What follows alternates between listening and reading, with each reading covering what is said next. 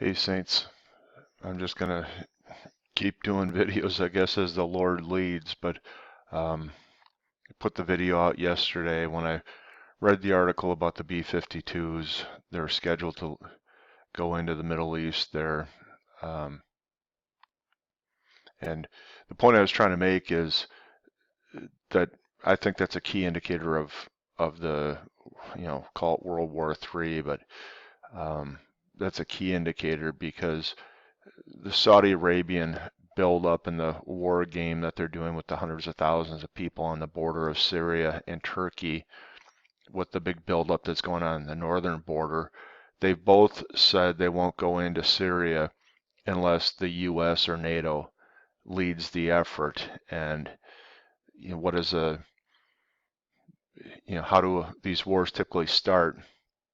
Like the shock and awe campaign of the first Gulf War is, it starts with the bombing raids and the strato fortresses, the B-52s being brought into the theater is just the type of thing that would open up, the first leg of the war. And then the second part that I was keying in on yesterday, although I don't know how clear it was in the video, was that Hezbollah declared that they're going to offensively go into Israel during the next war.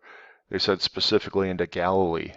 And what's important about that is those prophecies in Isaiah 17 and we looked at Jeremiah 49 as well, has the war coming into the northern borders of Israel, as well as Gog Magog. They die on the mountains in Israel, which is all the same area, and Hezbollah specifically said that they would attack into Galilee, that is into the northern third of current day map of Israel. And so it's all setting up. Now, I wanted to point out this video. I think this is pretty important. Brother Stephen Ben-Nun is translating some articles using Google Translate, and he translated one here, I think, from Ukraine or a Russian article. But he's got multiple points here. But world leaders are planning with Turkey to take Crimea back. He covers briefly how the U.S. flew one of these B-52s low over the North Korean peninsula. And then he maps the fleets. We got carrier fleets going into the South China Sea in direct conflict with China. And then we've got the B-52s going into, for the Syrian theater, for the Middle East theater. And you've got Israel partnering with Saudi Arabia, as it appears, as well. So I'd encourage you to read or to listen to the brother's video here. I'll link it below. Now, he lays out, I think, very well all these escalating conflicts and positioning of troops and all the military equipment. But the one thing that we got to remember biblically is that when you get to the Ezekiel 38-39 war, there's some parties that appear to have already been attacked or have already lost in some way. So Sheba and Dedan and Tarshish and the young lions are on the sidelines, and they're just saying, what are you doing, Russia or the Magog Alliance or whatever, the Gog Alliance? Have you come to take spoil as they enter into Israel?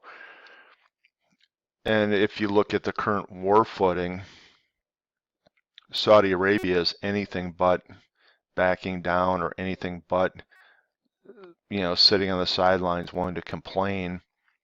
The U.S., if we're part of the young lions of Tarshish, we're anything but backing down. We're instigating, and we're sending in the carrier fleets to the South Korean area and into the South China Sea, and we're flying the B-52s into the Middle East. And so if you just logically think about this, something is going to happen which neutralizes Saudi Arabia, Sheba and Dedan from Ezekiel 38. And given our current situation here, it sure appears like Tarshish, in this case, people debate is it Spain or is it England? But in this case, it appears it might be England because they've got troops going into Libya and they've got troops into Jordan right now. So if that is Tarshish and we're the young lions, we're poised and we're arming everybody. But yet in the Ezekiel 38-39 prophecy, we appear to be on the sidelines, maybe neutralized. Now, Stephen Ben-Danoon doesn't bring this out. He just says, when is this World War III going to happen in the next few months? I actually think we're painting a picture here where, Stephen is saying that the article claims that NATO is going to make the first strike or the US is going to make the first strike. Now that's exactly the same threat that North Korea just made a day or two ago, that they will do a first strike. What if Russia and China decide to neutralize the US and parts of NATO before we're able to position all these assets in South Korea and in the Middle East and for our buildup on World War III? I mean, the timing, once it's all over there, it's too late, right? Once it's all over there, Russia and China, if they engage, would have to be ready to fight up in Crimea,